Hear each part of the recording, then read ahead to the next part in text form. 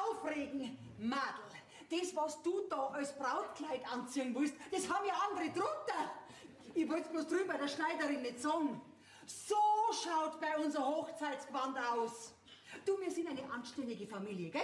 Und da kannst du nicht so halbert nackert vor den Altar treten mit meinem Sohn. Am Stefan wird's bestimmt gefallen. Ja, dem gefällt schnell einmal was.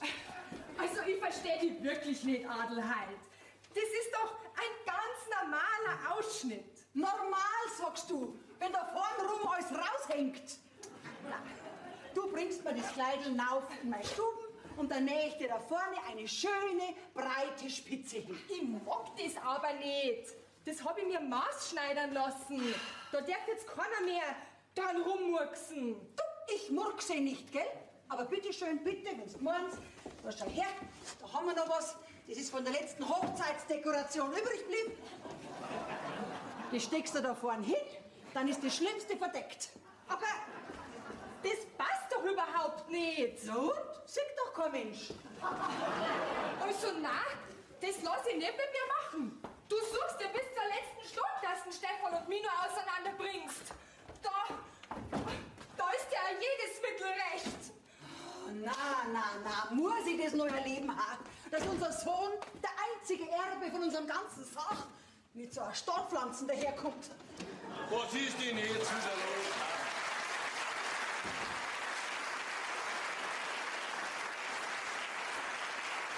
Jetzt sitzt das arme Mädel draußen in der Kirche, warnt Rotz und Wasser und ist jetzt einen Tag vor der Hochzeit. Das arme Madel. Und von mir, da redet kein Mensch. Ja, du bist ja nicht arm. Jetzt geh weiter, Adelheid. Es freut mich halt endlich auch, dass unser Stefan glücklich ist. Ja, und alles soll es dran setzen, dass er so bleibt. Die Angela wird schon recht machen. Einen guten Willen hat's dazu. Aber du machst es ja wirklich nicht leicht. Mindestens 10 Madel sind in Reihe und Glied da gestanden. Und jede wollte unseren Stefan haben. Und jede hat eine gute Sache gehabt, gell? Aber na, er muss so eine Stadtpflanzen daherziehen. Wo man nicht einmal weiß, aus was für einem Stall das kommt. Ja, also, so schlecht wird der Stall nicht sein. Immerhin hat sie die Hotelfachschule mit einer 1 abgeschlossen, gell? Also, dumm ist sie nicht, ja? Ja, sie ist fleißig und hat auch eine Ahnung vom Geschäft. Und bildet sich womöglich ein, dass die Weisheit mit dem Schöpflöffel gefressen hat. Ja, ich möchte bei uns lauter so neumodischen Firlefanz einführen. Ja, jetzt wart's halt einmal ab. Schau, heute kommen doch ihre Leute. Sie sind gewiss ganz nett und vielleicht vertragst du ja mit denen. Die Adelheid, jetzt gibt halt ein bisschen an mir, schon unserem Buben zu mir. Ich seh's schon kommen. Die hockt sie bei uns da ins gemachte Nest und wir dürfen womöglich noch die ganze Sippschaft durchfordern. Geh, schau, die bleiben doch bloß ein paar Tage. Das bringt uns doch nicht um. Mich schon. Wir sind schließlich die High Society von Pulding, gell? Ja. Trotzdem sind wir aber nicht mit dem Onassis selig verwandt, dass wir gleich Almosen und das Volk werfen müssen. Jetzt hörst auf, gell? Jetzt hörst auf, weil sonst werde ich wirklich narrisch. Die Angela wird morgen die Frau von unserem Buben und findet dich jetzt endlich damit ab. Ausschluss, basta. Ja, ich weiß schon. Nie gibst du mir recht. Nie hast du mich verstanden. Übrigens, für die neue Verwandtschaft, da reichen die Rotkarierten die Stecken. Adelheid, seit 30 Jahren versuche ich dich zu verstehen. Ich schaff's einfach nicht. Ja, und weil ich mir damit so hart tue, darum habe ich auch meistens nachgehen. Ja, das kannst du doch nicht abstreiten, oder? Schau, ihr war stark und du hast deinen Kopf durchgesetzt, oder? Ja, so schlimm bin ich nun auch wieder nicht. Doch, und das muss jetzt einmal gesagt sein. Aber in der Sache jetzt, also der Entschluss da vom Stefan für die Angela, da gib jetzt ich nicht nach, gell? Das muss ich dir sagen, weil das nämlich ein ganz liebes und anständiges Mädel ist. Was Ich will jetzt nichts mehr hören von dir. Ich verlange jetzt von dir, dass du das Mädel anständig behandelst. So wie sich's für eine Schwiegermutter gehört. Du, ich lass mir von niemandem vorschreiben, wie ich wen zu behandeln hab, gell? Das musst du schon mir überlassen. Gut, bin ich halt eine von den bäsen Schwiegermüttern. Das wirst du auch nicht ändern. Mei, das kann ja eine lustige Hochzeit werden. Und mir einer sagen, was jetzt schon wieder mit der Anschluss.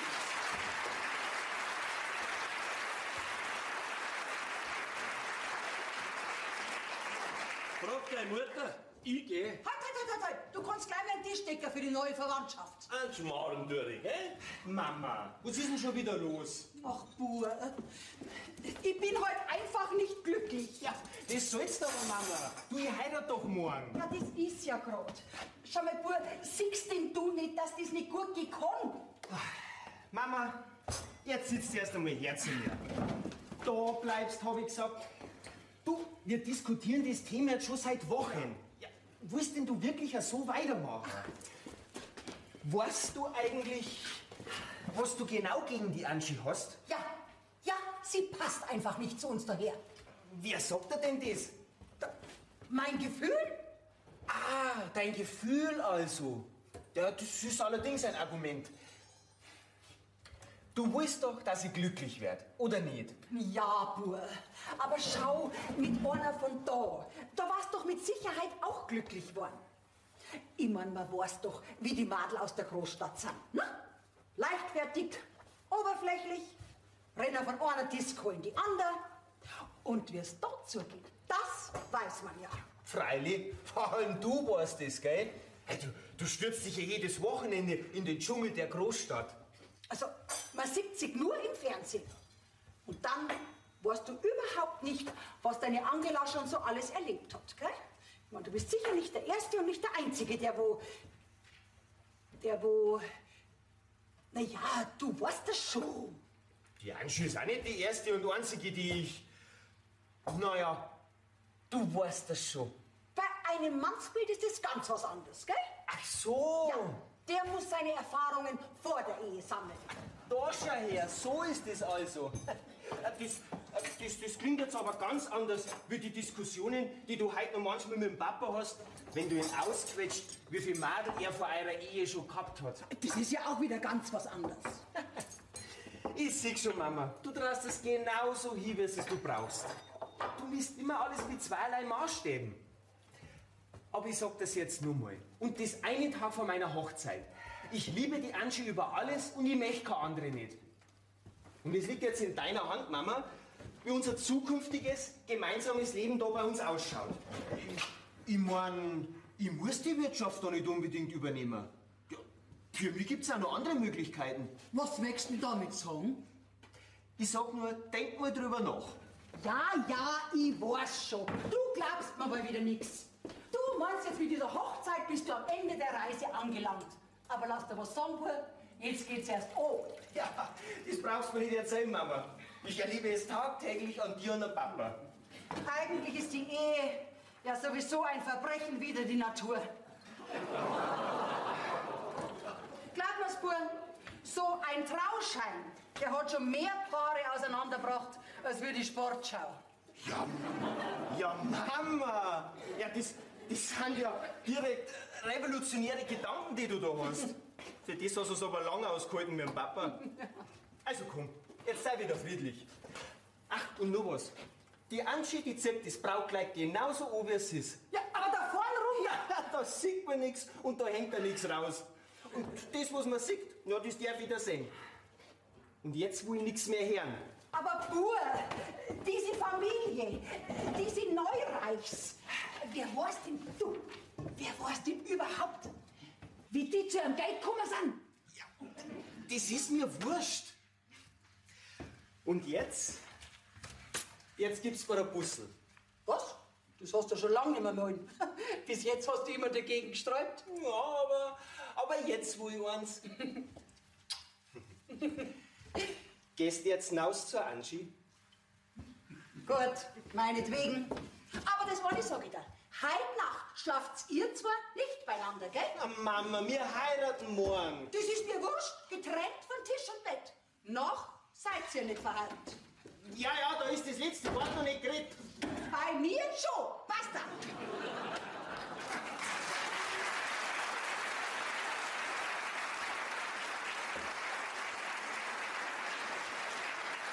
Es ist nicht zu fassen mit dieser Frau. Lieber Himmel, wenn das alles nur gut geht.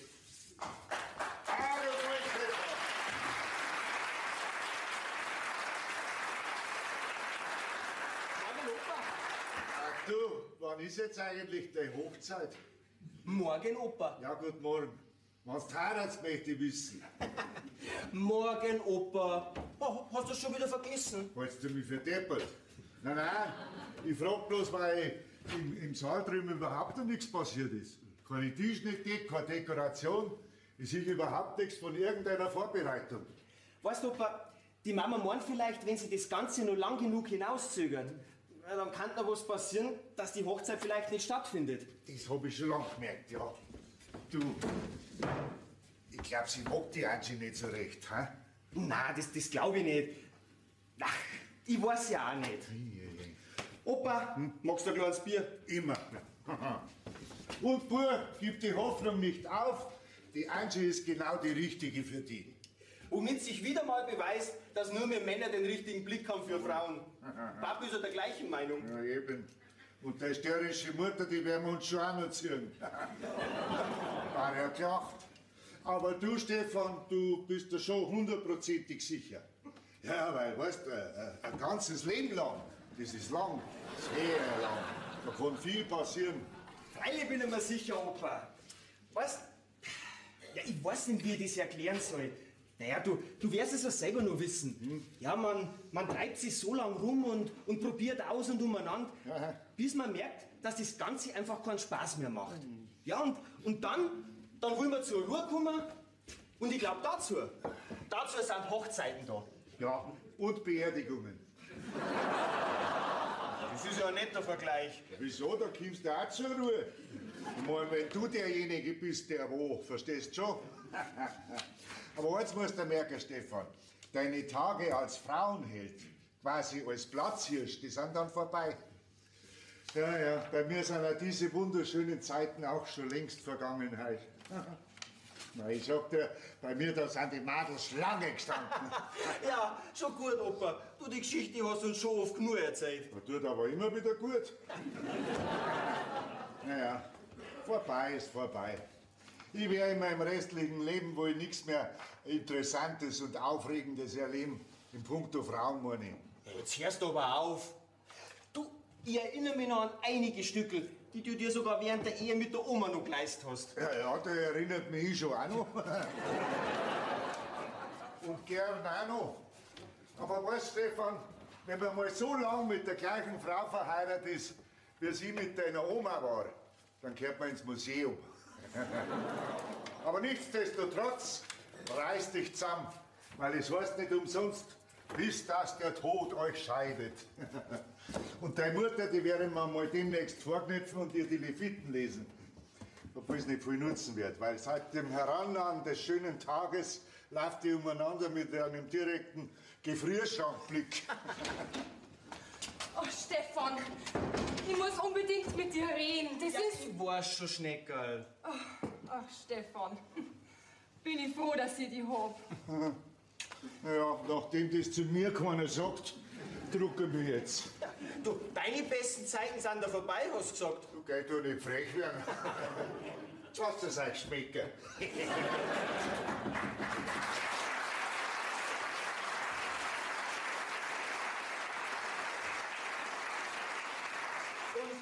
Und was ist? Ich glaub, deine Mama, die mag mich einfach nicht. Na, Angie, das stimmt nicht. Ich glaube, sie wird einfach nicht damit fertig, dass ich mir das erste Mal in meinem Leben gegen ihren Willen entscheide. Und da hätte ich schon viel früher damit anfangen sollen. Ob ich das alles schaffe, Stefan? Wir schaffen das gemeinsam. Ja, und erst sehen, wenn erst das erste Enkelkind einmal da ist. Naja, wie glücklich die Mama dann ist. Das wird aber noch ein bisschen dauern. Naja, auch wenn ich nicht ihre Traumbesetzung als Schwiegertochter bin, da beiß ich mich schon durch. Da bin ich mir sicher, Angie. Und stell dir vor, jetzt darf ich mein Brautkleid sogar so anziehen, wie es ist. Obwohl ja vorne rum alles raushängt. Hast du da was gesagt? Ich? Geh, was haben wir denn da dazu? Angela, ich glaube, deine Familie kommt. Was? Oh, ja, die sind's! Mama und der Papa! Komm, Stefan! Halt, nur nicht gleich so überschwänglich. Ich seh's noch früh nur. Jetzt machen wir bitte keine Vorschriften mehr. Ja, ich sag ja bloß. Ach du liebe Zeit. Endlich soll man da sein!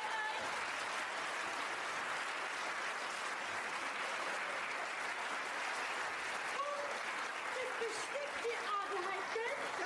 Ja, grüß dich, Gott. Ja, wir sind die Bayern, aber sag ruhig Karla zu mir. Grüß Gott. Ja, da ist ja unser lieber Schwiegersohn. Aber jetzt bin ich dran.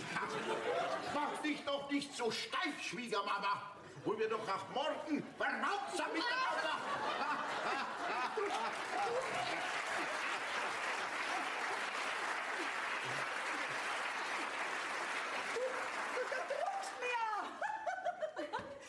Ja, so ist er, mein Eugen. Immer stürmisch.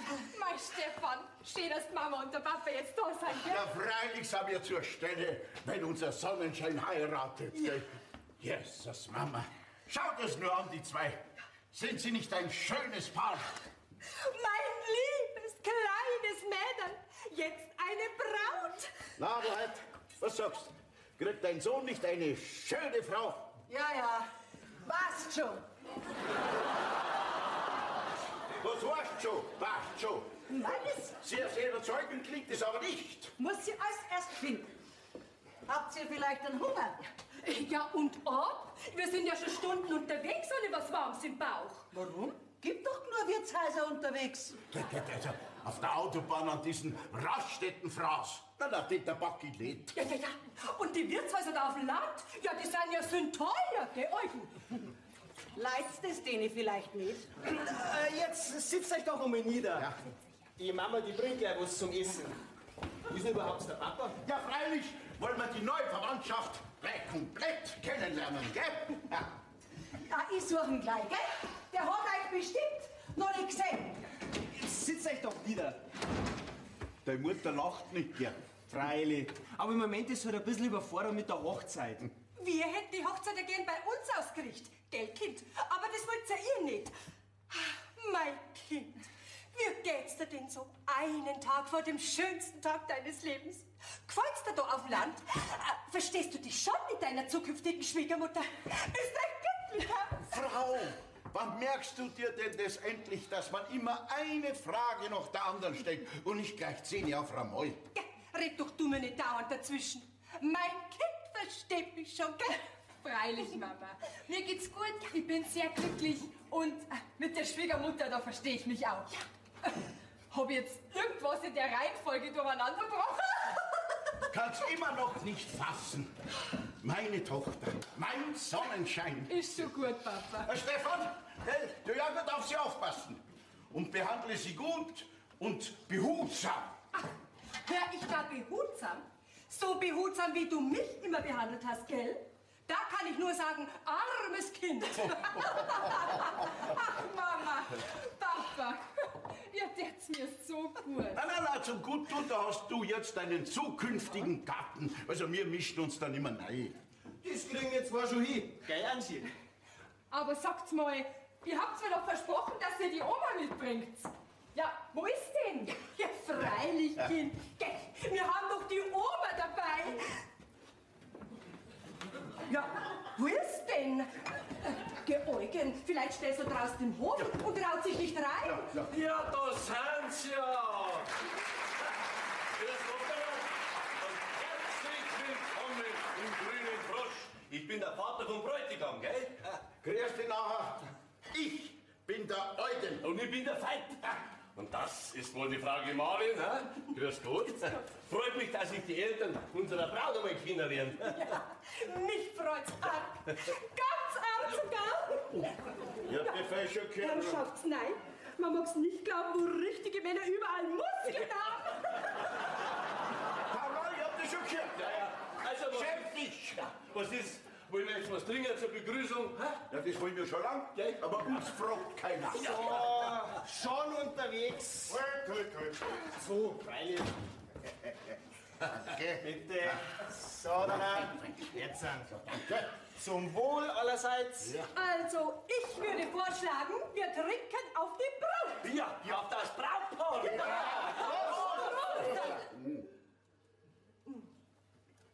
uns mal, wo ist denn jetzt die Oma? Na, wo ist denn das Weibert schon wieder? Dauernd muss man die suchen. Was, eine Oma habt ihr auch dabei? Da passt schon. Ich bin der Steffloper.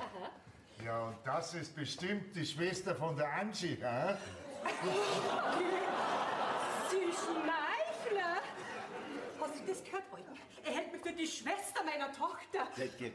Der sieht doch nicht mehr so gut.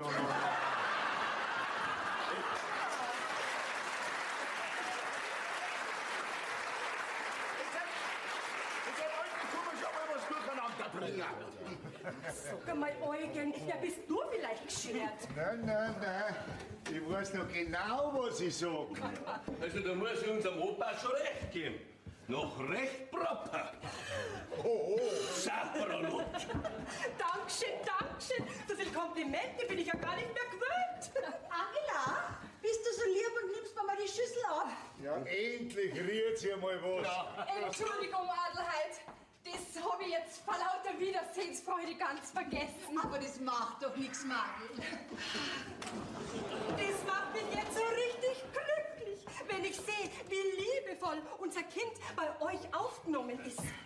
Ja, man hört ja manchmal von so böse Schwiegermütter, gell? Ja, aber doch nur in die Märchen. So, jetzt greift schön zu. Das riecht aber gut. Ja, was ist denn das? Wie nennt ihr das, was da drin schwimmt? Wir nennen das Gulasch. Ja. Macht euch nichts draus, das sind die Restel vom Vorgestern.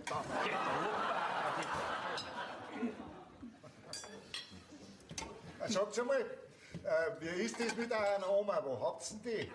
Ich mein, die müssen ja eigentlich mal ein Jahrgang sein, nicht? Das darf mich für brennend interessieren. Was? Eine Oma habt's auch noch dabei? Ja, freilich.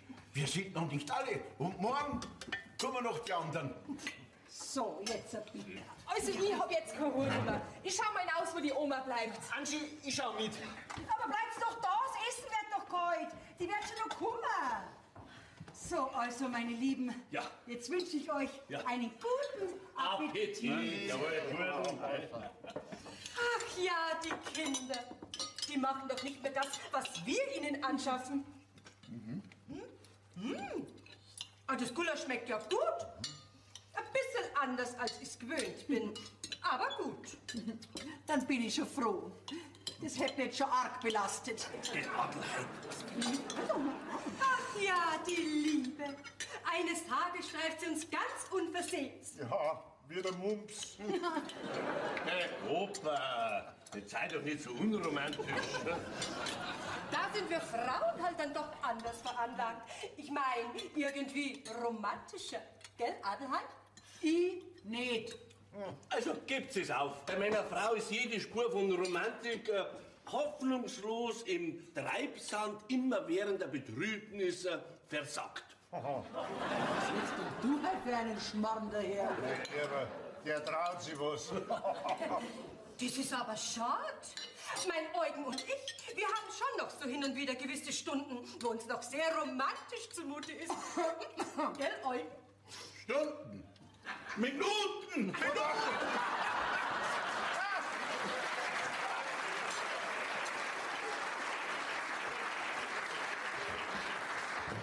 Ist aber gar nichts. Ich war schon mit Minuten zufrieden. Jetzt hörst doch einmal auf mit dieser blöden Umeinanderrederei. Interessiert doch keinen Menschen. Ja, also mich schon. Also mich interessiert das schon, wie es bei anderen so in ehrenergrauten Paaren so zugeht. Hörst jetzt nicht gleich auf, ha? Also, uns ist die Oma nicht. Wir haben alles abgesucht. Ja, und im Auto ist auch nicht. Wir haben uns gedacht, vielleicht ist da eingeschlafen. Ja, aber nix. Da war nur ihr Gepäck drin und ihr Vogel. Ich schlaf beim Autofahren einmal. Ja, Kind, das ist jetzt aber schon komisch, gell? Eugen, wann hast denn du die Oma das letzte Mal gesehen? Ja, war das nicht da? Freilich! In der letzten Wirtschaft. Ich glaube 2 Orte von da. Da war sie noch auf dem Klo. Ja, du hast doch gewartet, oder? Ja, freilich. Aber nach einer Viertelstunde hast du schon wieder rumgemosert. Auf was warten wir denn noch und warum fahren wir denn nicht? Dann bin ich gefahren. Um Gottes Willen, ich ahne Schreckliches. Wir haben die Oma vergessen. Sauber, quasi ausgesetzt. Mein Gott.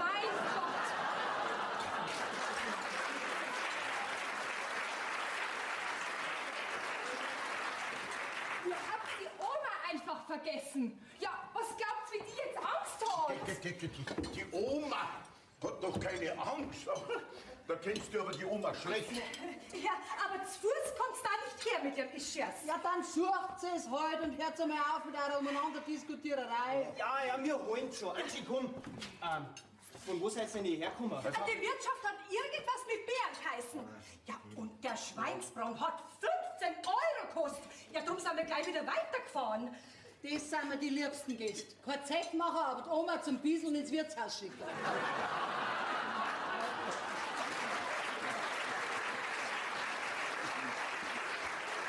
Also, das ist in Bären, das weiß ich schon. Angie, fahr mal. Du bist, das ist schon ein dicker Hund. Die Oma einfach vergessen. Ich mein, ihr habt euch ja auch schon einiges geleistet mit mir. Aber vergessen habt's mir noch nie. Ja, das ist jetzt schon peinlich, gell? Nicht, dass ihr glaubt, wir mögen unsere Oma nicht. Aber wir waren halt so aufgeregt, bis wir daherkommen. Gell, Eugen? Wenn du mich auch immer so hetzen musst, Frau. Freilich, jetzt bin ich wieder schuld. Du hast doch auch nicht mehr an die Oma gedacht. Sonst wärst du ja nicht gefahren, oder? Mal eine Frage. Sind nachher Oma noch beieinander? Ich meine, rentiert es sich schon, dass man es noch holt.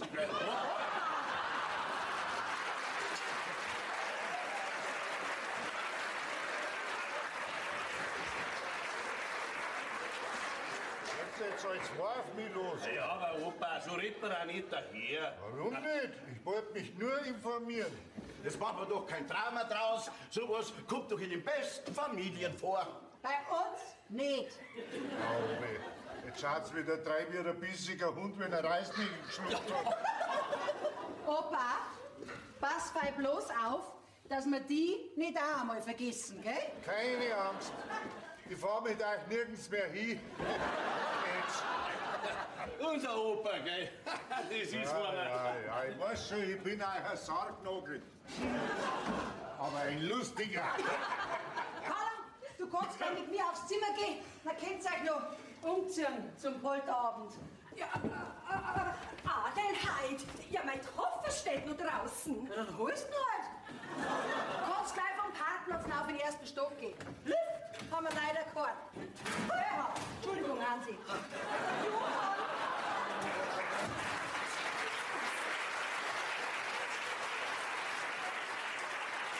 Ja, sag einmal, kommandiert die immer so manant?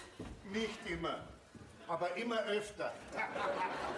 So, und ich werde jetzt einmal schauen, was da für eine Oma kommt. Vielleicht weiß er noch was für meinen 4. Frühling. Der Opa ist ein ganz so lustiger, ha? Ja. Manchmal ein bisschen anstrengend. Ja, weil, was soll man da sagen? Ja, nix. Aber Eugen, jetzt sitzt man allein da, gell? Wir zwei verlassene Väter. Ja, uns fällt's auch nicht leicht, dass unsere Tochter heiratet. Ja, und bei uns ist halt der einzige Bub, gell? Magst du noch ein Bier? Ja, ein Pfiff bitte noch. Aber deine Frau, die beißt schwer dran. Ja, weißt, Frauen haben halt in solchen Angelegenheiten ihre eigenen Vorstellungen. Ja, ist euch vielleicht unsere Tochter nicht recht? Nein, um Gottes Willen. Nein. Ich kann mir keine liebere und keine bessere nicht vorstellen, aber weißt, Eugen, ich bin halt kein Mann der großen Worte. Ich komme nicht dazu. Oh mein Gott, sei mir nicht böse, aber das ist nicht zum Übersehen. Ja, aber macht da nichts draus. Dafür kriegt die meine ihre Waffe den ganzen Tag nicht zu. Aber böse ist die nicht. Ja, willst du damit sagen, dass meine Adelheid böse ist? Nein, um Gottes Willen, gar So, nicht. Eugen, dein Zimmer ist hergekriegt. Zweite Tür rechts, gell? Ich bring dich gleich auf, ich zeig dir, was da aufgeht, gell? Da geh ich Eugen, komm. Ja, das hast du nicht gefallen, das hast du nicht gefallen. Wo ist denn die Bagage?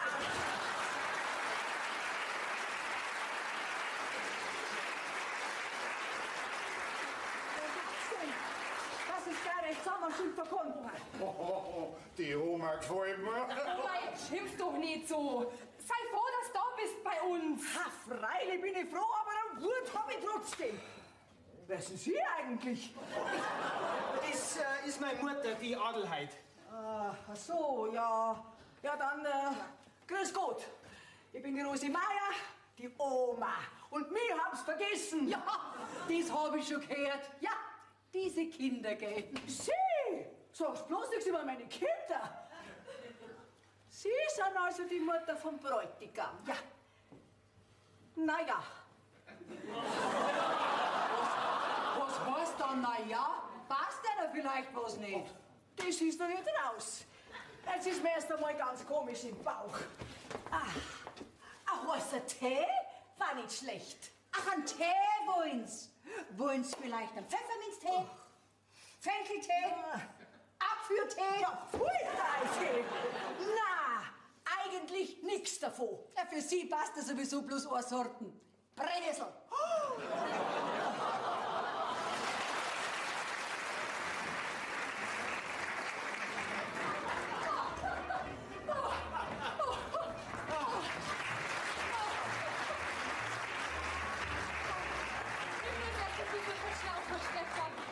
Dein Papa, der fordert mich ja dauernd auf. Und dein Opa, der tanzt ja auch noch wie ein Lump am Stecken. Ja, und jetzt hat er gerade die Oma in der Reißen. Du, ich sag das, die zwei, die tanzen, das ist eine Schau. Schau, Angie, wie schön das heute noch alles geworden ist.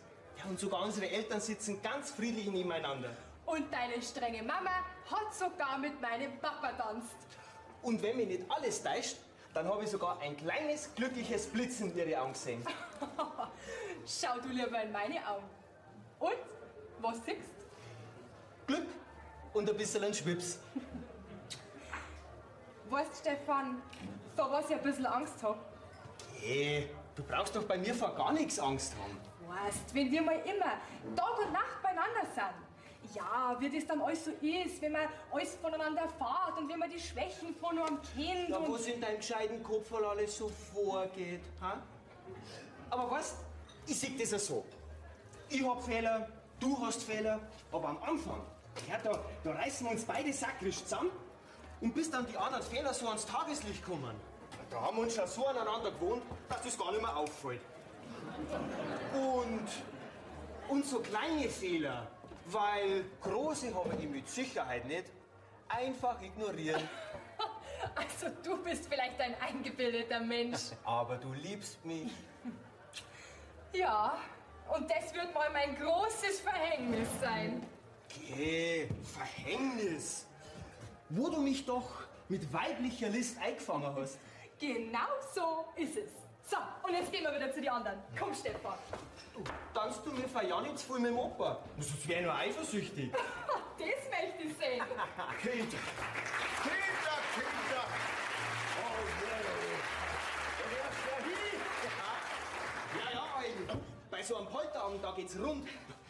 Jetzt ist gerade Damenwahl, da bin ich verduft. Was? Damenwahl? Ja, da muss ja unbedingt mit dem Opa tanzen. Ja, da wär's spät kommen, den hat sich die Oma schon geschnappt. Na, Schwiegerpapa, unterhältst dich gut mit der Mama. Unterhalten? Mit deiner Mutter? Stefan, sei mir nicht böse. Da kommst du eher mit einem Ziegelstohr ins Gespräch wie mit dieser Frau. Aber ich krieg dich schon noch rum. Komm, Stefan! Ja, Angie, komm schon. Hoppala, hoppala. Ah, der Schwieger. Der Ziegelstohr!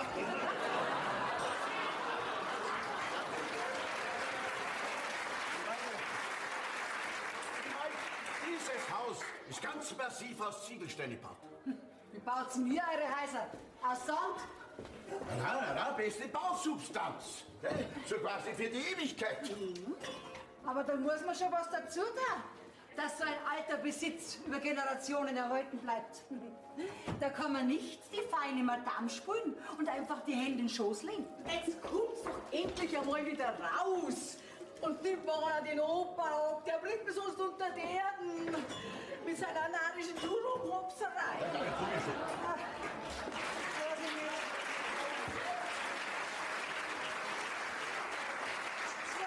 Bin ich froh oder nicht? Ja, verreckt nochmal! Kann ich heute nicht aus? Nein, das ist in unserem Alter doch schon sehr anstrengend, wenn man so viel tanzt, gell? Ich mein nicht. Okay, bist du jünger wie ich? So schaust du aber nicht aus. Und dann hast du noch kaum tanzt. Ja, wie könnte ich denn auch, wenn du dauernd mit meinem Feind tanzt? Na, eher mit mir. Ja, soll ich ihm vielleicht einen Korb geben, wenn er mich auffordert? Ich tanz wie ein Federn, hat er gesagt. Der sagt früh, wenn der Tag lang ist. Gefällt dir mein Kleid? Fest, gell? Weißt, ich hätte auch noch eine wundervolle zart-gelbe Kombination gehabt. Und dann hast du dich für lila entschieden. Ja. Glaubst du für eine Schokoladenreklame?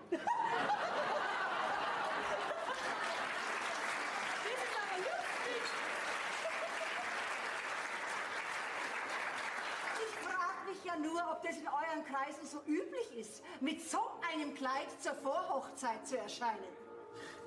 Und in euren Kreisen mit so einem Gesicht? Was möchtest du da für ein Zorn? Nichts Besonderes. Nur solltest du ab und zu mal in den Spiegel schauen. Zum Beispiel gerade jetzt, in diesem Moment. Und ja, nichts an deinem Gesichtsausdruck verändern, liebe Adelheid. Wirst sehen. Du glaubst, du bist in einer Geisterbahn. So eine Treffhand! Was holt sie denn, diese lila Kuh überhaupt ein? Aber Adelheid, deine Zeit und Stunde kommt schon noch. Dann soll sie ja mal in den Spiegel schauen. Ja, Adelheid. Ja, du strahlst ja so. Das freut mich aber jetzt. Dann freu dich nur. Okay, bist jetzt auch recht glücklich, hä? Und wir. Weil das macht mich jetzt richtig froh. Ja, du, und die Eltern von der Angela, das sind eigentlich ganz umgängliche Leute, gell? Hä? Oh ja. Ja, sie ist natürlich schon ein bisschen krachen. Mit diesem lila Hodern da, das ist nicht gerade das richtige Outfit, wie man so schön sagt, gell? Outfit kann man wirklich nicht zu dem sagen, was die anhat. Aber bitte, über Geschmack lässt sich ja streiten, gell? Dir scheint's ja zum Gefallen, weil es dauernd mit dir tanzt. Adelheid, ja, du wärst doch nicht eifersüchtig sein. Du, das freut mich aber jetzt. Nein. Ich hab nur die verwandtschaftlichen Vertiefungen wollte ich ein bisschen festigen. Verstehst du das? Kann ja nicht schaden, gell? Aber komm, jetzt tanzen wir zwei einmal. Was? Ja. Wir haben doch schon ewig nicht mehr miteinander tanzt. Und ein Puzzle hast du auch schon lange keins mehr gegeben. Was spielst jetzt du? Nein, überhaupt nicht. Ja, moralische Gipfel, du glaubst das, jagt ja wie durchs ganze Haus. Glaubst das, so alt und da haben nur Flausen im Kopf.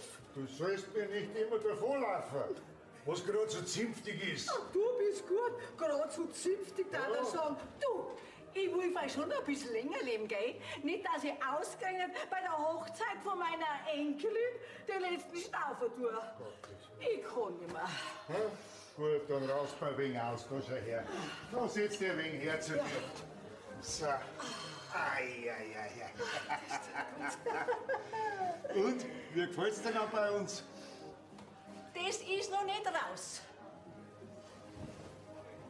Sag mal, wieso sagen denn Sie dauernd du zu mir? Du sagst ja auch du zu mir. Mei, das ist mir gar nicht Siehst du aufgefallen. es da? Also lassen wir's dabei. Und da drauf trinken wir jetzt einen. Ja, freilich, wo wir doch jetzt dann bald miteinander verwandt sind. Jetzt sag einmal, was sind denn wir zwei eigentlich zueinander? Das ist eine gute Frage. Also meine Nichte bist du nicht. Ja, weißt, mit so einer alten Oma hab ich auch nicht gerechnet. Oh, was bist nachher du, ha? Ein junger Hupfer. Ja, warum nicht? Heute fühle ich mich so. Ich bin der Steffi. Ich bin die Rosi. Prost. Prost. Ah, das tut gut. Gut. Und jetzt sag mir mal, wie fühlst dich du? Ja, eigentlich ganz gut. Gar nicht so alt, wie ich bin. Du bist doch höchstens. Was viel jünger. Mit deinen lieben Lockerl da. Nicht rumtappen. Da hab ich lang gut dazu braucht, bis ich es so hintrallert hab. Ja, für mich.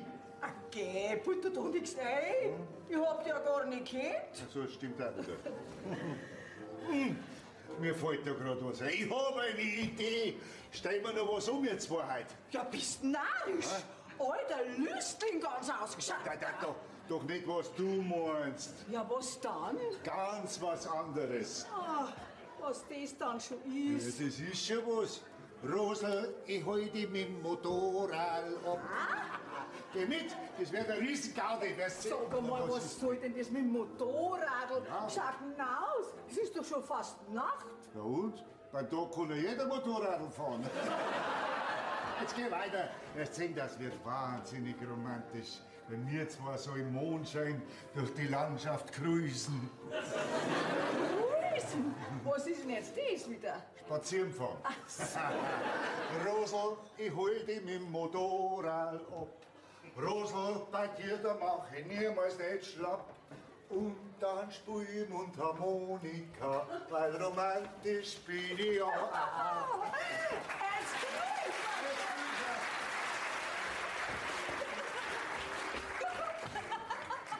Was redest du denn davon, wo wir gerade so schön tanzt haben miteinander?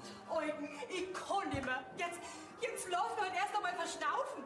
Du, und wenn ich mich draußen auf meinen Platz setze, dann holt mich doch gleich wieder der Feind. Aber ein schöner Abend ist es heute Abend. Und mit dem Stefan, seine Eltern, da lasst es sich auch ganz gut an. Ja, nachdem ich der Adelheid ihren Gifts anzogen habe. Oh, die sagt heute nichts mehr zu mir. Geh, die mag sie doch selber nicht. Stimmt. Aber der Veit und der Stefan, die sind schwer in Ordnung. Du, da braucht man uns um unser Madel keine Sorgen mehr machen. Ach, hoffentlich heult der Stefan immer zu ihr, weil leicht wird sie es mit ihrer Schwiegermutter nicht haben. Carla, das sind jetzt nicht mehr unsere Sorgen. Unser Vogel ist endgültig ausgeflogen vom Nest. ne? Jetzt musst du schon selber schauen, wie es mit ihrem Leben und mit ihrer Ehe zurechtkommt. Ach, Eugen, hast ja recht. Ach du, es wird schon alles gut werden. Freilich wär's gut, Weiberl. Du? Fällst perfekt gut. In diesem schönen lila Kleid. Wirklich? Also, dir gefällt das Kleid. Du, und die Adelheid hat mich gefragt, ob ich für eine Schokolade Reklame darf. Ach, so eine freche Noten. Ja? Aber lustig ist das weil schon, gell? Du. Die süßeste Versuchung. Komm, geh mal raus!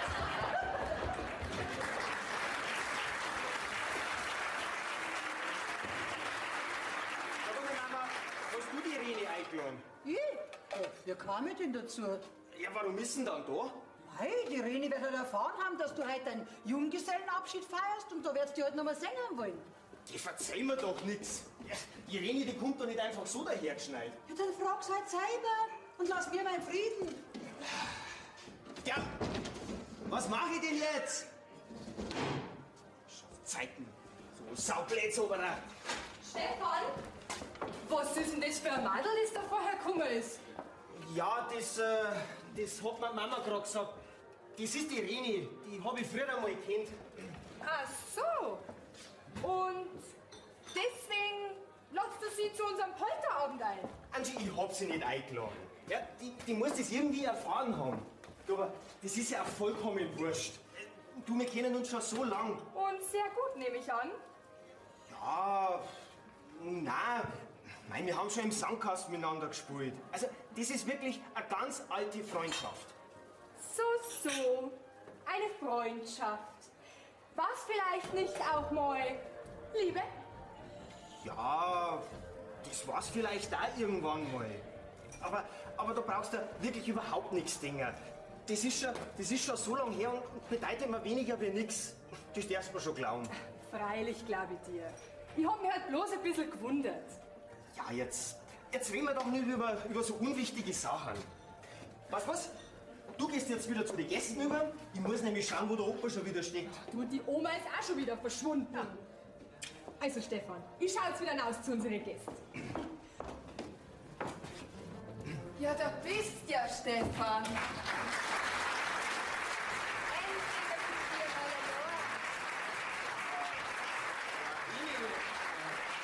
Es freut mich, dass du gekommen bist, aber Du wirst dich fragen, warum ich da bin, gell? ganz ehrlich, ein bisschen verwundert bin ich schon. Mei, Stefan, weißt, so ganz spurlos ist unsere gemeinsame Zeit heute doch nicht an mir vorübergegangen.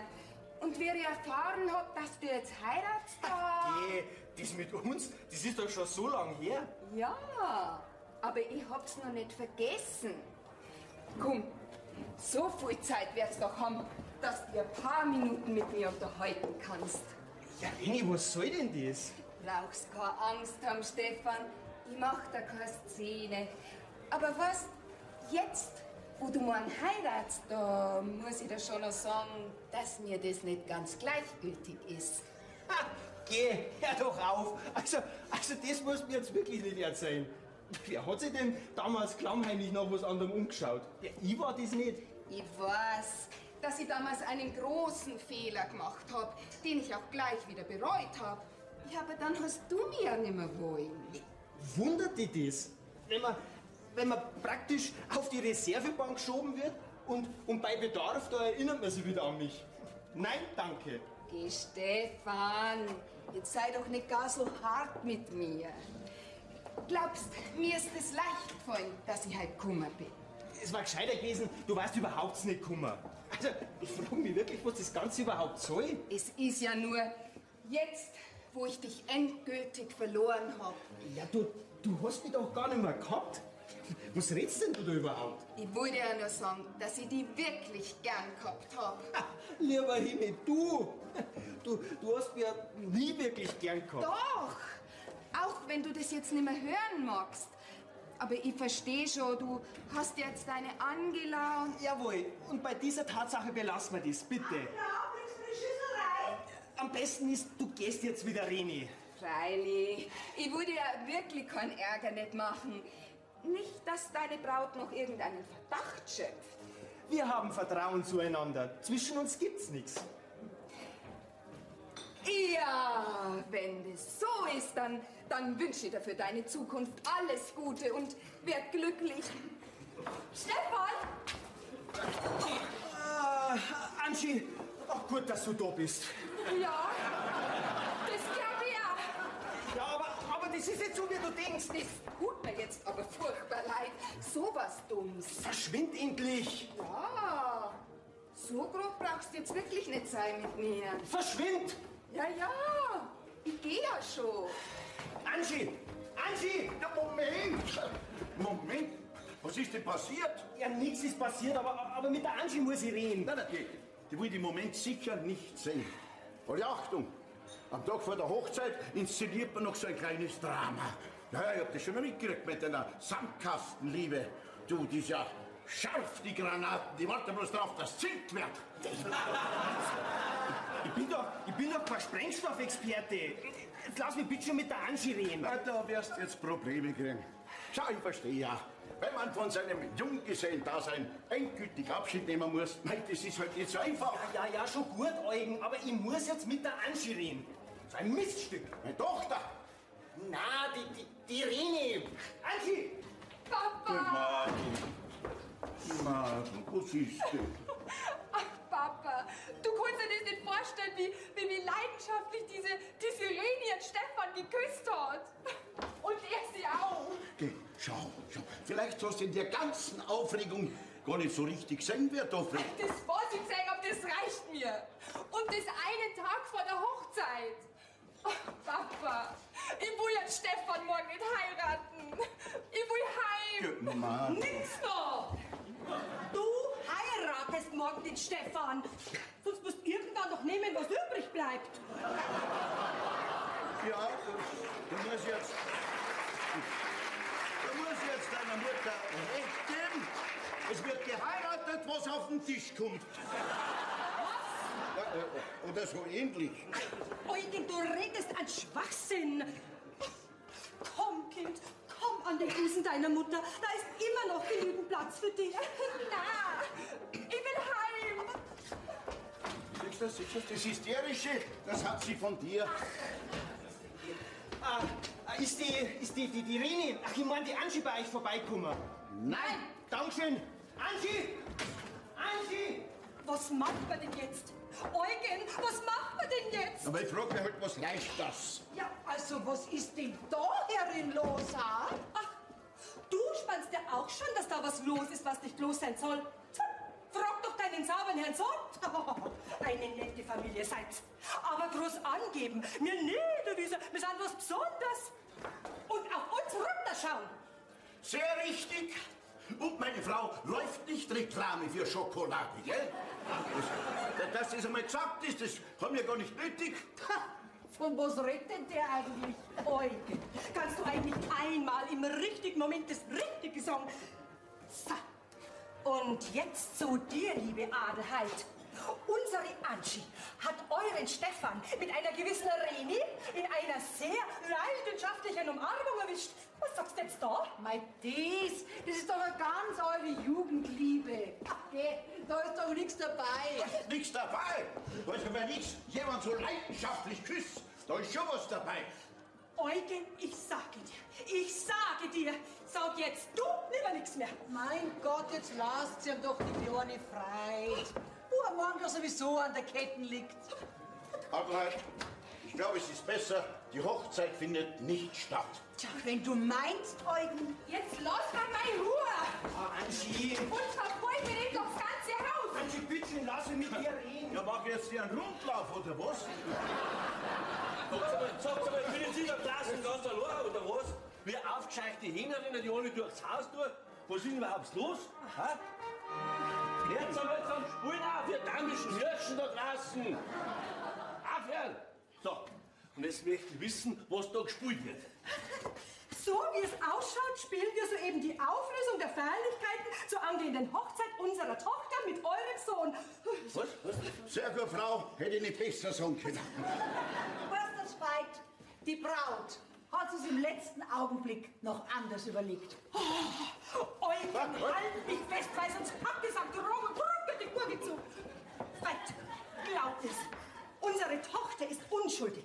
Euer Stefan, den wir wirklich gern als unseren Schwiegersohn gesehen hätten, er hat mit einer anderen posiert. Und das hat unserer Archie das Herz gebrochen. Komm, Eugen, suchen wir unser Kind und dann reißen wir sofort ab. Was ist das? Nur schön ruhig bleiben, nichts überstürzen, gell? Also macht's von mir aus, was wollt's. Aber gebt's mir rechtzeitig Bescheid, gell? Weil dann muss ja die Hochzeit morgen abgesagt werden. Was? Nein, am Pfarrer muss mir ja Bescheid geben. Das ist ja wohl das Mindeste. Was? Also, ich verstehe kein Wort. Ich gehe jetzt sofort hacken. Was ist denn überhaupt los da? Veit, ich bin ein Mensch, der sowas nicht unbedingt überbewertet. Weil aber Braut sieht es halt mit anderen Augen, verstehst du? Nein, das verstehe ich nicht. Aber kannst du mir jetzt vielleicht erklären, was da vorgefallen ist? Veit, das Rimmer Bier und Bitchen regt dich nicht auf. Ja, das ist leichter gesagt wie du. Du bist gut. Ja, also? Ja, aus dem ganzen Geschrei von den Weiberleuten habe ich noch mitgekriegt, dass da eine alte Freundin von deinem Sohn auftaucht ist und dass es da zu gewissen Intimitäten gekommen sein soll, die vor der Ehe nicht mehr angebracht sind. So, wie es mir jetzt verstanden hast. Geh doch nicht bei Stefan. Ja, wenn ich das sag, mein Mann liegt nicht. Hast du gesehen, wie es benannt ist? Veit, schaut nicht gut aus. Was? Du sag einmal, Eugen, hat das Madel vielleicht Reni geheißen? Ja, ich glaube schon. Ja, mein Lieber, wenn da meine Adelheid dahinter steckt, du, dann weiß ich nicht, was ich tue. Das verstehe jetzt ich nicht. Schau, die Reni war nämlich ihre Traumschwiegertochter gewesen. Naja, da ist ein Haufen Sache da, verstehst? Und bis zum Schluss hat sie in den Stefan reingeredet, warum er so eine gute Partie und so ein sauberes Madel sausen lässt. Aber mein Eugen, er hat's halt nicht mögen. Ich sag dir was, mein Bub mag nur deine Angela. Ja, das kann schon sein. Geh weiter, trink mal einen Schluck, dann kommt uns vielleicht die rettende Idee, dass wir das Schlimmste verhindern können. Meine Weizen sind ja schon beim Packen. Ja, die musst du unbedingt aufhalten. Ja. Sag einmal, wo wollen die überhaupt noch hin? So spät in der Nacht. Ja, genau. Ja, und die Oma müssen es auch mitnehmen. Und die ist gar nicht da. Ich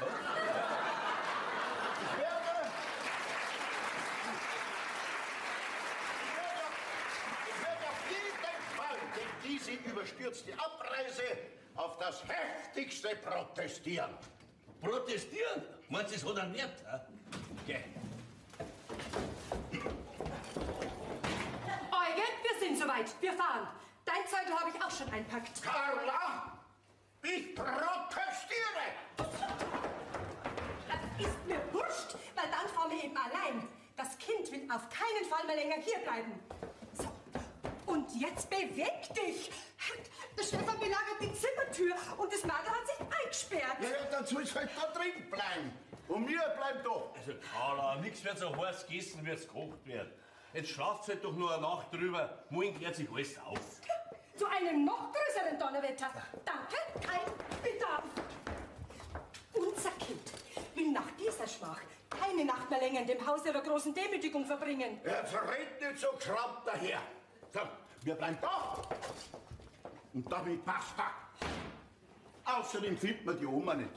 Dann lassen wir es da und wir sind da.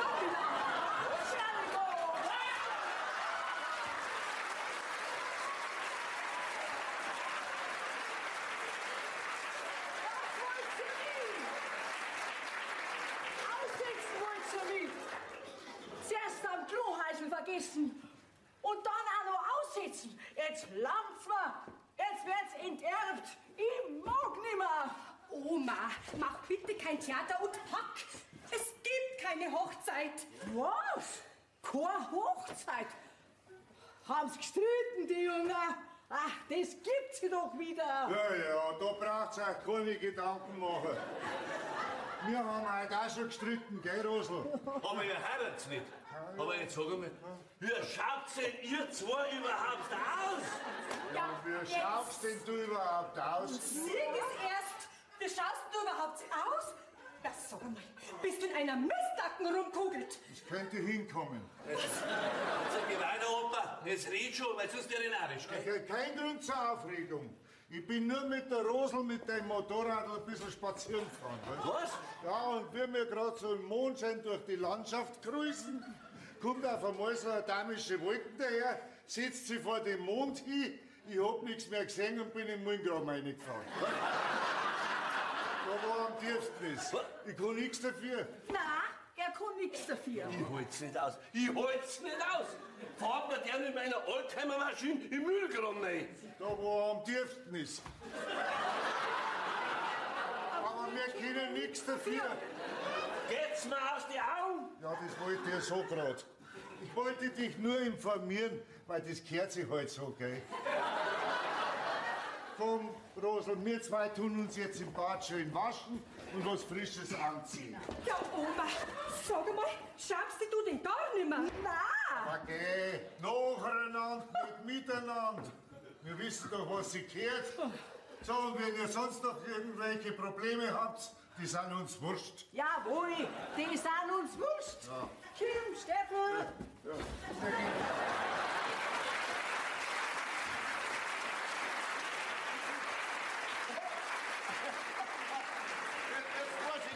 Selber da lachen. Ja, oder vor lauter Wut die Winden auf, gell?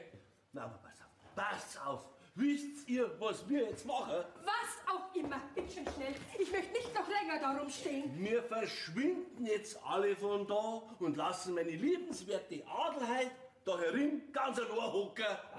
Ich verstehe jetzt nicht. Ja, das macht doch gar nichts. Wir müssen jetzt nur schauen, dass wir möglichst schnell und möglichst leise das Haus da verlassen, ohne dass sie was spannt.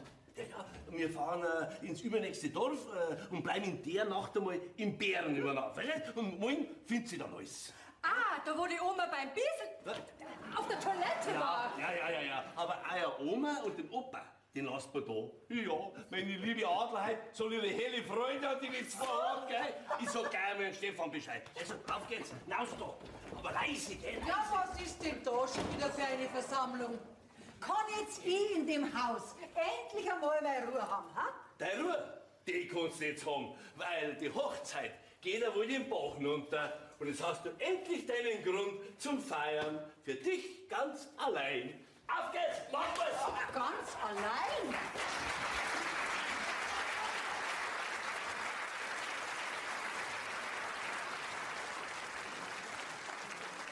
Ich hab ich mir's heute Nacht überlegt. Was? Ich werde jetzt dann in das Altersheim zum letzten Sonnenstrahl gehen. Hä? Ja. Da kümmert man sich um mich und da werde ich nicht dauernd vergessen und ausgesetzt. In ein Altersheim? Nein, nein, das tust du nicht. Doch. Na geh, wer meinst du, da fährt doch kein Mensch mehr mit dir Motorradl.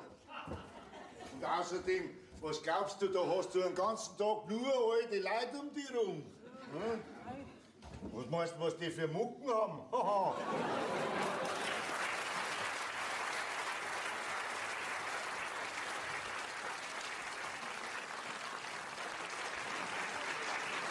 Der eine zappert da und der schlürft, der dritte taucht ein.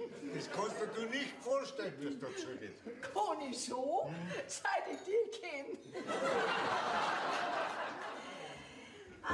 Aber es müssen erst einmal meine Leute wieder einmal da sein. Ja. Du, die sind schon gut. Die hauen einfach alle ab, gell? Also eine komische Heiraterei ist das heutzutage. Ich weiß auch nicht. Ich hab halt damals einmal Ja gesagt und dabei ist blieben. Ja. Obwohl es nicht immer leicht war. Wem sagst du das? Ach ja. Ach ja.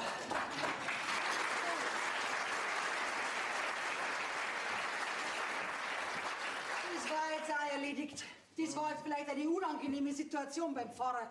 Wie man da steht als Mutter. So eine Schande. Ja, so eine Schande. Aber die Jungen machen es leicht, gell? Einfach alles hinschmeißen und ohne eine Erklärung verschwinden. Und mich in dem ganzen Schlamassel allein lassen. Jetzt fang ich noch gleich morgen an. Mach dir nichts draus, Adelheid. Du hast ja noch uns. Ja, weil das schon ein Trost ist. Was habt's denn ihr zwei eigentlich noch da herin umeinander, ha? Ja, wir können auch draußen umeinander hocken, wenn dir das lieber ist. Red doch nicht so dumm daher. Und? Habt ihr jetzt lang genug Zeit gehabt, dass ihr über die böse Adelheid lästert? Über die? Nein, über so unwichtige Sachen haben wir nicht geredet.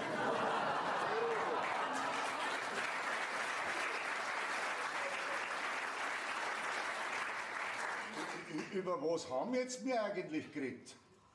Über den Wind?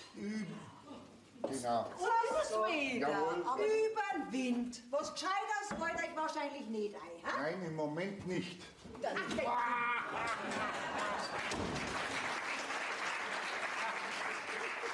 Jetzt glaube ich, was narrisch Das macht nichts. Weißt du, wenn ich die an meiner Seite hab, traue ich gleich viel mehr als wir allein. Da bin ich immer ein bisschen schwach auf der Brust. Aber nicht mit dem Mundwerk. Wenn ihr jetzt dann endlich einmal fertig seid, dann ich ganz gern abspielen. Aber selbstverständlich, meine liebe Schwiegertochter. Stets dein unwürdiger Empfänger deiner Gnade.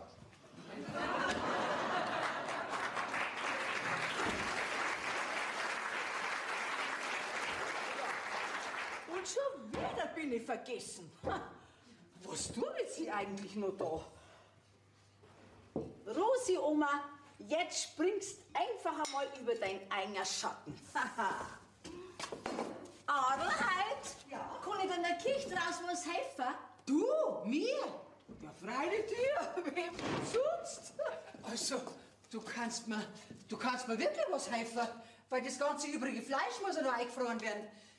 Das werden wir ja jetzt wahrscheinlich nicht mehr brauchen, gell? Ja, so wie es ausschaut, brauchen wir es nicht mehr. Auf dem Tisch draußen ist alles hergerichtet, brauchst bloß reingehen. Jawohl. Ja, Opa. Mit dem Pfarrer habe ich schon alles abgesagt. Ja, Jetzt gibt's also keine Hochzeit mehr. ja. Das ganze Haus ist leer. Alle haben's mir verlassen, sogar der Veit und der Stefan. Mein Opa, was hab ich denn da bloß angerichtet, ha? Meinst du nicht, dass sie wieder zurückkommen? Veit und der Stefan. Ja, die kommen schon wieder. Bloß weiß man halt nicht wann. Und ich bin an allem schuld. Ich will dir nicht widersprechen.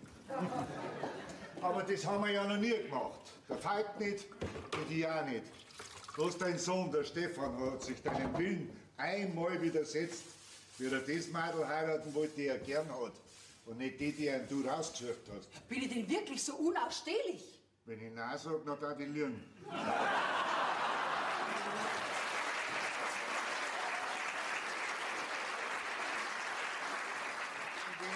sag, dann krieg ich wieder einen Ärger. Also sag ich lieber nix. Ich weiß doch selber nicht, warum ich manchmal so barsch bin. Nein, wenn du das schon nicht weißt, dann kann das auch niemand sagen. Weißt, ich hab ja im Grunde genommen nichts gegen die Angela. Ja, Freilich. Das kann man leicht sagen, wenn's nicht mehr da ist. Meinst du nicht, dass sie sich noch mal anders überlegt und doch wieder zurückkommt? Ich darf nicht mehr kommen. Und wenn sie nicht mehr kommt, dann hast du den Stefan auch verloren. Oh mein, oh mein, oh mein, was mach ich denn bloß? Ha? Sag mir halt du, was ich machen soll, Opa. Was du fragst mich, was du tun sollst? Ja, dass ich sowas noch erleben darf. Das macht ich nicht so einfach, da brauche ich einen Schnaps. Magst du auch einen? Ja, bitte. Ja. Mein Bittchen sagt's auch noch zu mir, einem vollkommen überflüssigen alten Tatterer, sagt's das. Mein, ist das ein schöner Tag heute. Trotz allem. Weißt du, ich darf ja alles gern wieder gut machen, wieder rückgängig machen, wenn's noch alle wieder da waren. Also Adelheid sei mir nicht besser, aber das kann ich dir nicht glauben. Weil dazu habe ich dich schon zu lang anders erlebt. Die heutige Nacht, die war so schlimm. Was darf ich denn so ganz allein? Und nur mit mir. Ich kann das schon sagen. Du aus der West ausschauen und ich damit. Die Familie ist doch eigentlich das Wichtigste, was man hat im Leben, oder? Eine späte Erkenntnis. Prost. Prost. So, Opa, und jetzt sag mal bitte, wo die alle sind. Ich halte das einfach nicht mehr aus. Adelheid, ich schwöre dir, dass ich keine Ahnung hab. Weil wir die Rosl und ich zurückgekommen sind von unserer Waschung nach dem Motorradunfall, da waren sie alle schon fort. Die haben genauso dumm geschaut wie du. Da bleibt uns wohl nichts anderes übrig, als dass wir abwarten. Magst du nicht ein bisschen zu uns nachsetzen in die Küche? Ja, gern, wenn sich da noch was Essbares findet. Iss so viel, wie du magst. Und den Rest, den frieren wir halt dann in Gottes Namen ein. Aber geh, ich bin doch bei dir. Dann kannst du alles nach und nach wieder auftauen.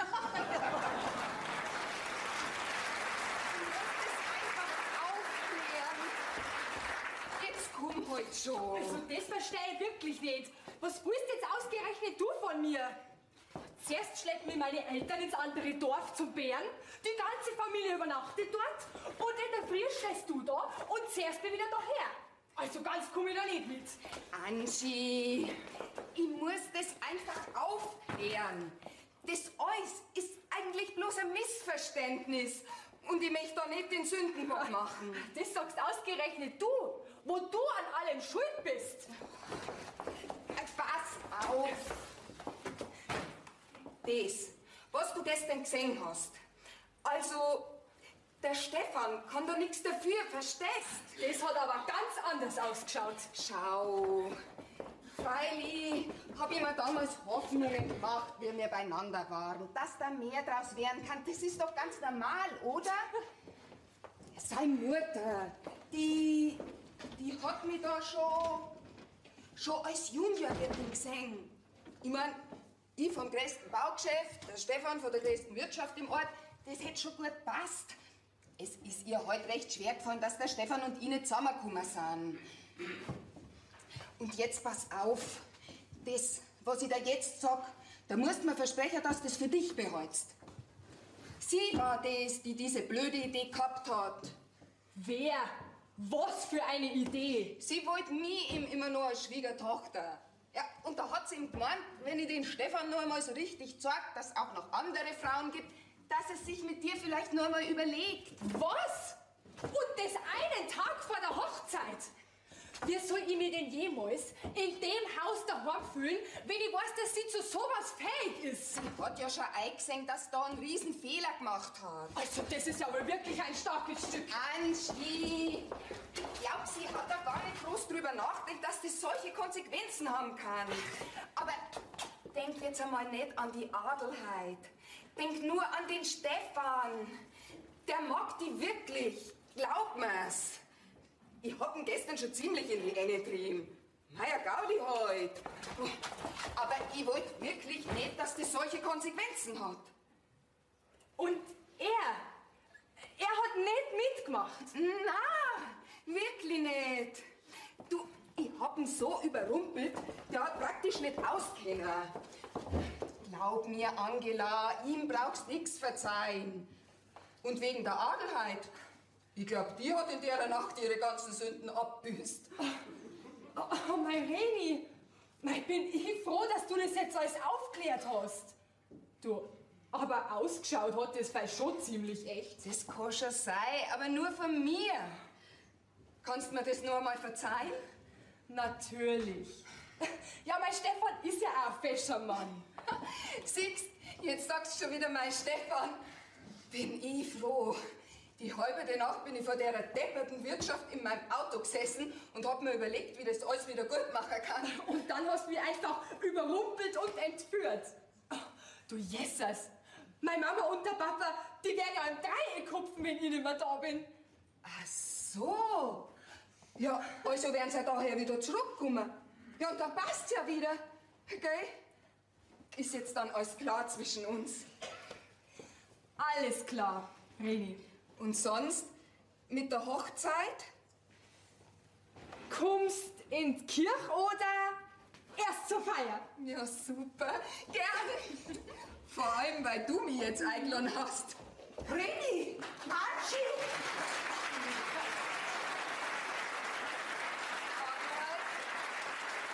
Sag jetzt bitte nicht das Falsche. Für euch. Angela, du bist wieder da? War ich nicht. Aber die Reni hat mich wieder zurückgebracht. Die Reni? Hat sie... Ich mein, weißt du... Dann ist alles aus. Warst du schon beim Pfarrer und hast die Hochzeit abgesagt? Tja, dann musst du wohl dabei bleiben. Der Bräutigam ist ja auch nicht da. Der Bräutigam? Ja, noch ist der Stefan ja wohl der Bräutigam, oder nicht? Ja, möchtest du damit sagen, dass... Ich weiß ja überhaupt nicht, was ich sagen soll. Mein Madel, der will dich umarmen. Ich bin ja so froh. Du ahnst ja gar nicht, wie froh und erleichtert, dass ich bin.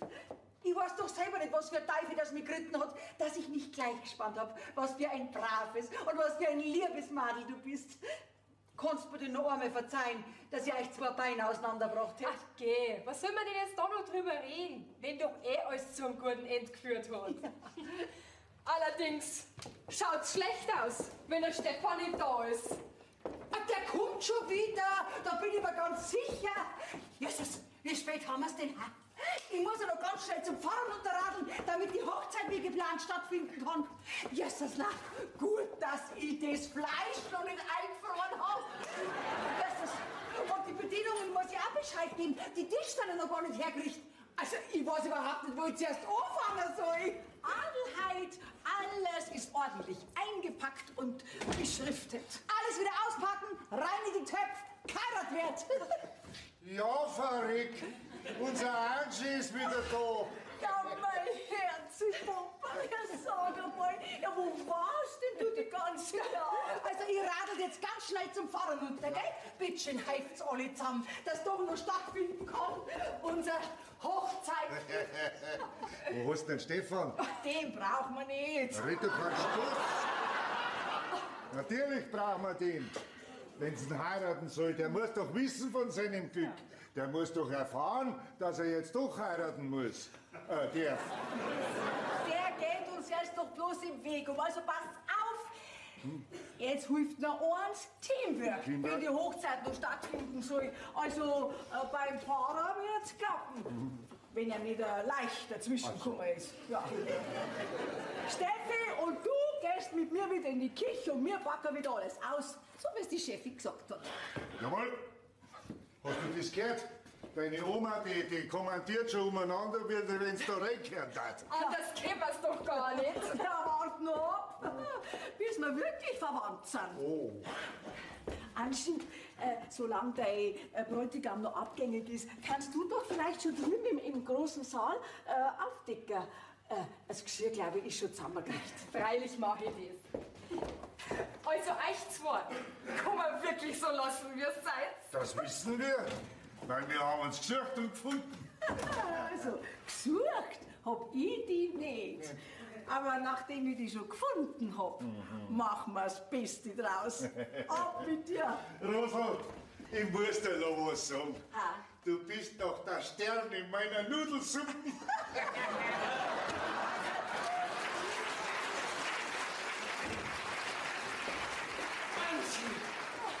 Bin ich froh, dass du wieder da bist. Oh, Stefan! Du, das gestern, das ist... Du brauchst mir nichts mehr erklären. Die Reni hat mir alles gebeichtet. Ja, aber du musst mir glauben... Ich weiß doch, Stefan. Ja, aber... Du kannst wirklich nichts dafür.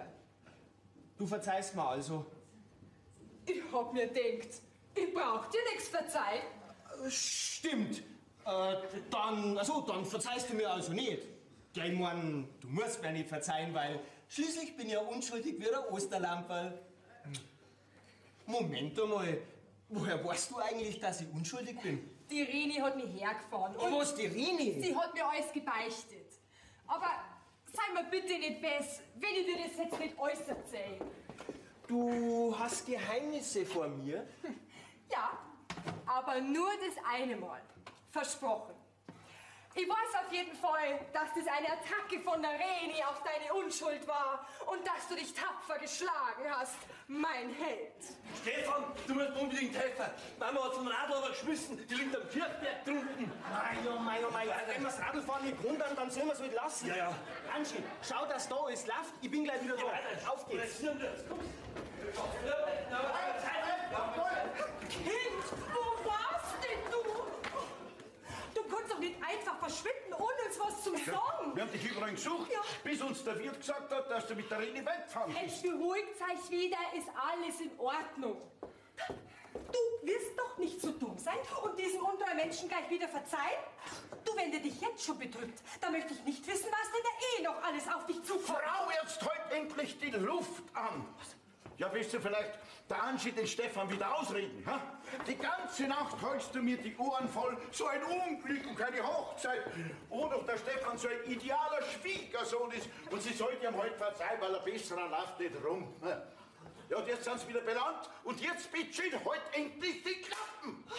Eugen, sag mal, wie redst denn du mit mir? Entschuldige, Carla, aber mir reicht's. Und jetzt lass mich das einmal machen. Anschi, willst du deinen Stefan wieder? Das heißt immer noch heiraten? Ja, Papa. Und will er dich auch wieder? Das heißt endgültig zum Traualtar führen? Ja, Papa. Und wirst du ihm und er dir die Treue halten, bis dass der Tod euch scheidet? Ja, Papa. Schäblät.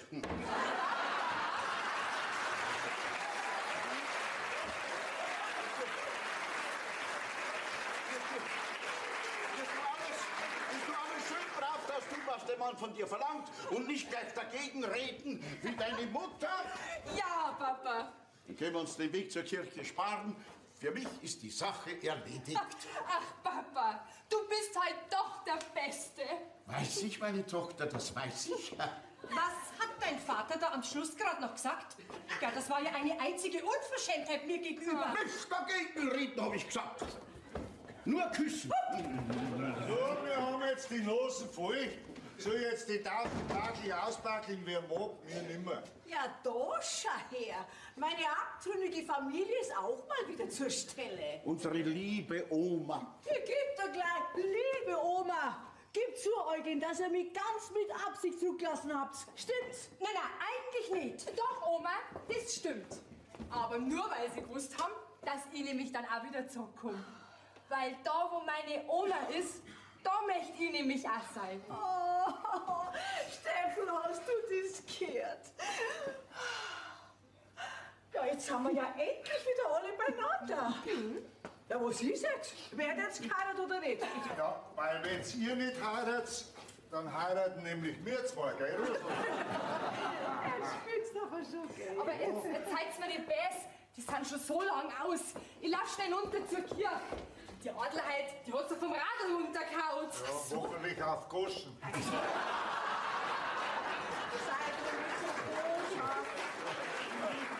Steffi, nachdem wir heute schon dauernd haben ja, das und ja überhaupt nicht mehr so viel Aufregung vertragen, Werden wir uns jetzt unser eigenes Programm gestalten. Aber keine Angst, bis zu den Feierlichkeiten sind wir wieder zur Stelle. jawohl. Du, Carla. Sag einmal, fällt dir denn gar nichts auf? Was soll man auffallen? Ja, unsere Oma und dieser Steffloper, du, da bahnt sich was an. Bist du narrisch? Okay. Was soll sie denn bei denen zwei Alten noch anbauen? Ja, dauernd steckt die benannt. Und hast du nicht gesehen, wie die sich anschaut? Du, na, also, das gefällt mir für gar nicht. Okay, Alten, das putzt der Ei. Du überleg einmal, wie alt die Oma ist. Na und? Hast du das noch nie gehört? Solange die Katze mit dem Schwanz wackelt, lebt sie noch. Jetzt hörst du mal auf. Das ist natürlich anzüglich, ist das.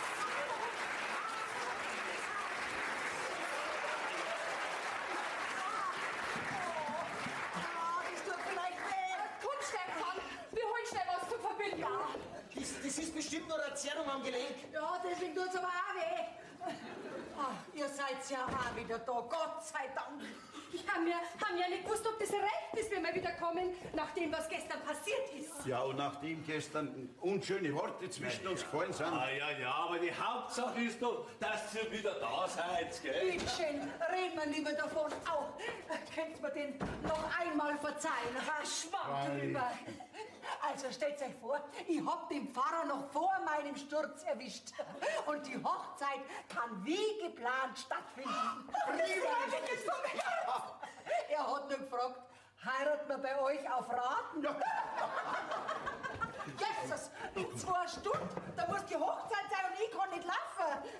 Adelheid, mach dir keine Sorgen. Wir erledigen alles für dich. Brauchst nur sagen, was zu tun ist. Ja, du brauchst bloß anschaffen. Und das tust du ja auch gern, gell? Jetzt muss ich noch, aber in Zukunft wird sich manches ändern. Veit, schau doch hinter den Saal, ob alles in Ordnung ist, gell? Dann musst du die Musik noch anrufen. Und dann schaut, dass ja wir wegen bereitstehen, dass wir alles in den Saal fahren können. Ja, und ich werde schauen, dass ich die ganze Verwandtschaft wieder zusammentrommeln kann. Ja, die meisten kommen erst zur Kirche. Und die wissen dann auch gar nicht, dass diese Hochzeit eigentlich auf Raten stattgefunden hat, gell? Ja, aber ganz was Wichtiges muss noch geklärt werden, Adelheid. Wie kommst denn du in dein neues, schönes Kleid, ne? Ja, anziehen tu es halt. Den Arm habe ich mir ja nicht gebrochen. Ja, das nicht. Aber du kannst ja bloß auf einem Fuß stehen. Ja, wie der Storch im Salat. Ja, genau. Und dann fällst du um und benötigst ganz dringend meine Hilfe. Ich mach das dann ganz vorsichtig. Geh auf, vor die ganzen Leid. Ja, ihr seid doch keine Leute. Wir gehören doch quasi schon zur Familie. Also Adelheid, ich würde mich über sein liebevolles Angebot schon freuen. Mir hat man euch noch nie beim Anziehen geholfen. Können wir gleich nachholen. Nicht? Komm, ich helfe dir in deine zartlila Kreation. Ja, au. Ach so, jetzt komm. Ich führe dich jetzt in die Küche raus. Du, gemeinsam schaffen wir das alles schon. Meinst ja, freilich. Aber schau, in einer Stunde sollen wir schon alle in die Kirche gehen. Na, du kannst ja gar nicht gehen. Ich trag dich hin. Ja, oder fährst das mit dem alten Motorrad hin? Oldtimer, gell? Oldtimer. Ja, Eugen, so schön kann das Leben sein, gell? Du, und wenn diese wundersame Wandlung bei meiner Adelheid anhält, dann hält bei mir vielleicht auch das Erwachen eines zweiten Frühlings an. Ne? Na, tu nicht übertreiben, vielleicht eines dritten. Ja, du kannst auch wieder recht haben, eines dritten. Ich will dir ja die Illusion nicht rauben, Schwager. Ne? Schwager?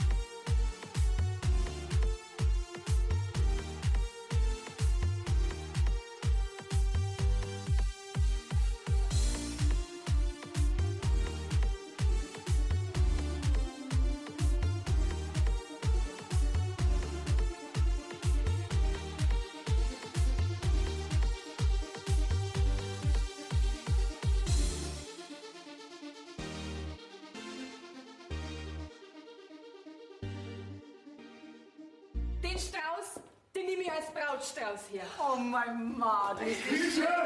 Hilfe! Leute, helft's mir, ich bring's nicht mehr runter. Ich bring's nicht mehr runter. Was bringst du nicht mehr runter? Die Roseloma, die hockt am Birnbaum drum. Ja, was tut denn die Oma Birnbaum? Opa, was hast du denn wieder angestellt? Kann man die gar nicht 5 Minuten allein lassen? Ich habe überhaupt nichts angestellt. Ich wollte nur das alte Baumhaus vom Stefan zeigen. Das ist sie gleich aufgeraxelt, nicht? Und jetzt traut sie sich nicht mehr runter. Ach, das darf doch nicht wahr sein.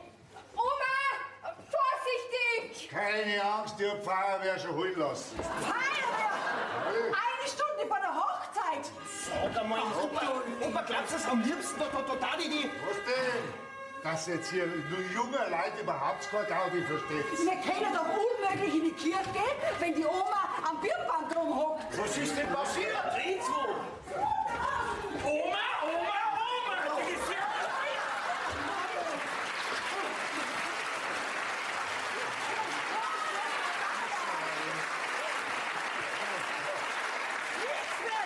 Die war selber runtergekommen. Sind wir da nicht ein bisschen zu alt dafür, hä? Was? Alter! Solange die Katz mit dem Schwanz wackelt, lebt's noch!